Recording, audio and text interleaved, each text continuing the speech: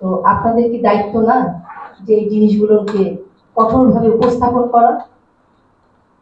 তাহলে এই সাংবাদিকতার মানে কি? তারপরে আমার সামনে আমাদের সামনে মাহফুজ আসিফ যাচ্ছে, তো তাদেরকে দেখে দুই একজন দৌড়ায় গেল। আমি একটু কঠোর ভাষায় বললাম যে ওরা আমাদের সন্তান, আমাদের কাছে আসবে, আপনারা কেন গেলেন? তো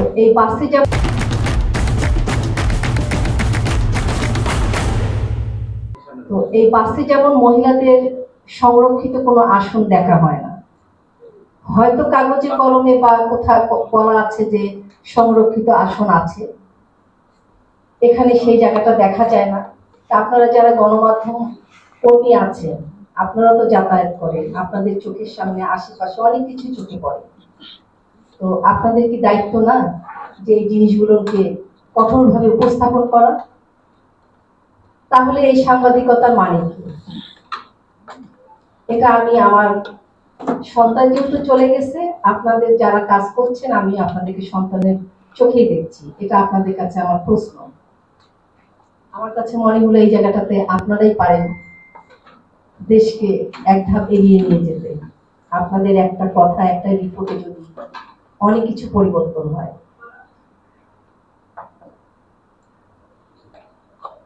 আমাদের যে জুলাই সনদটা যেদিন অনুষ্ঠানটা হলো, সেদিন বাইরে আহতরা তাদের সব ভাই যারা চলে গেছে তাদের জন্য, তাদের নিজেদের জন্য লড়াই করছিল। কারণ এই সনদ যখন ঐক্যমত্য কমিশনে যারা বসেছিলেন, তারা কিন্তু তখন শহীদ পরিবার বা আহতদেরকে তারা কিন্তু ডাকেননি, তাদের কারো পরামর্শ চাননি। তারা কি চায়, আমরা কি চাই, তারা কিন্তু নিজেরাই কিন্তু অন্যান্য রাজনৈতিক দলগুলোকে নিয়ে করেছে।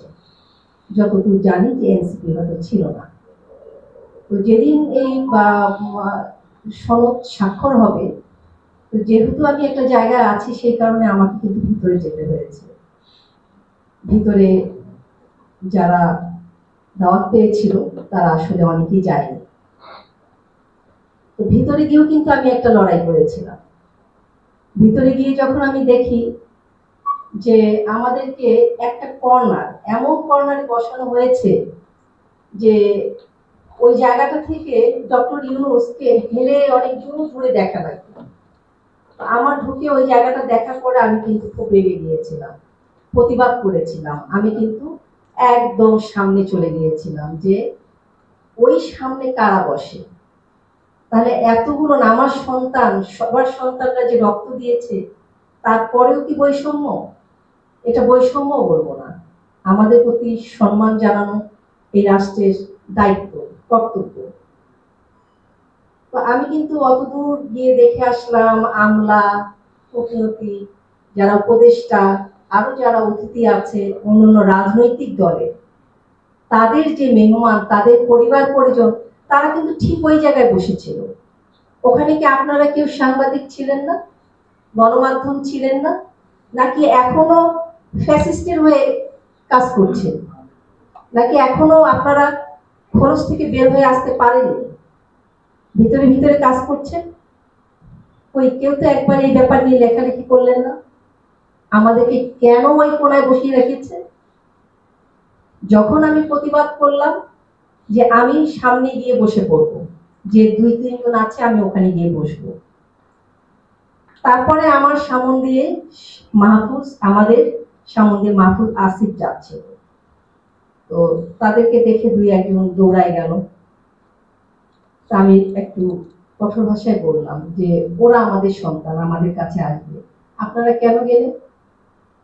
এই যে আমাদের মধ্যে চামচামো করার যে প্রবণতা বাঙালির মধ্যে, আমরা এটা থেকে বের হয়ে আসতে পারি। চামচামোগিরি করতে গিয়েই কিন্তু আজকে হাসিনা ফ্যাসিস্ট হয়ে গিয়েছিল। হাসিনা কিন্তু একা ফ্যাসিস্ট হতে পারেনি, তার আশেপাশে ডাইনে বামে, আমরা বিশেষ করে আমি সংবাদ মাধ্যমকে আমি দায়ী করব। তখনকার সংবাদ মাধ্যম আজকে হাসিনাকে ফ্যাসিস্ট এবং খুনি হতে সাহায্য করেছে।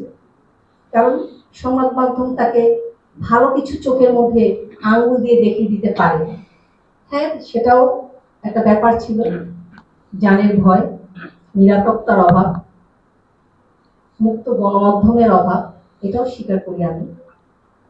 তো আজকে যখন দেশ স্বাধীন হয়ে গেল, তাহলে আজকে আপনারা কোথায়, কোন জায়গায় আপনারা দাঁড়িয়ে আছেন?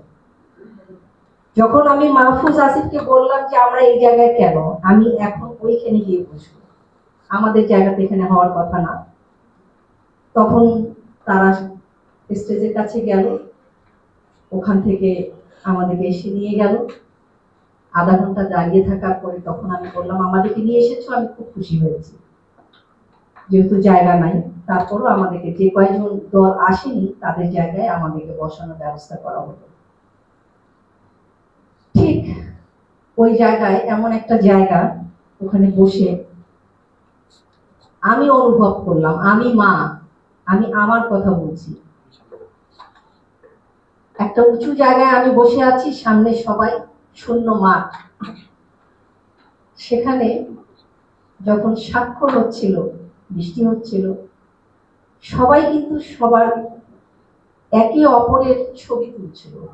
এই স্বাক্ষর স্বর্ণাক্ষরে লেখা হবে, সারা জীবন একটা ইতিহাসের পাতায় লেখা হবে। তারা কিন্তু একে অপরের ছবি তুলছে, তারা সনদ ধরে নিয়ে ছবি তুলছে। তখন আমি মা, একজন বাবা, আমাদের ভিতর দিয়ে কি যাচ্ছে আপনারা কি একবার অনুভব করেছিলেন? একবার কি অনুভব করেছিল কেউ যে ওই জায়গাটাতে আমাদেরও থাকার কথা ছিল? তাহলে কার রক্তের বিনিময়ে আজকে ওখানে এই স্বাক্ষর অনুষ্ঠান হলো? আমাদেরকে বাদ দিয়ে সবাই আনন্দ উল্লাস করছে, যখন সবাই ছবি তুলছে, একবার কি তারা ভাবলো না এই আনন্দটাকে চেপে রেখে তারা এই উল্লাসটা করুক? তখন আমি মা, অবশ্যই আমার কষ্ট হবে, যন্ত্রণা হবে, আমার এই যন্ত্রণা এবং যাদের সন্তান গেছে তাদের যন্ত্রণা, এখানে সামনে যারা আছো সবাই ছোট, তোমরা কেউ অনুভব করবে না। এই মুহূর্তে তোমাদের একজন ঠিক গুলি খেয়ে মারা যাক, তখন তোমরা আমাদের মতন গুলো অনুভব করবে। আমি সেদিন ওই মুহূর্তে আমার দু চোখ দিয়ে শুধু পানি বের হচ্ছিল, আমি কান্না করছিলাম যে বাবা তুমি সামনে গেলে কেন, গুলিটা খাওয়ার কি দরকার ছিল? এ দেশ এমনই থাকতো। কই গণমাধ্যম কর্মী, আপনারা এতটাই অন্ধ? আমি তো জাতির বিবেক বলি আপনাদেরকে সব জায়গায়, তারপর অন্ধ হয়ে গেলেন।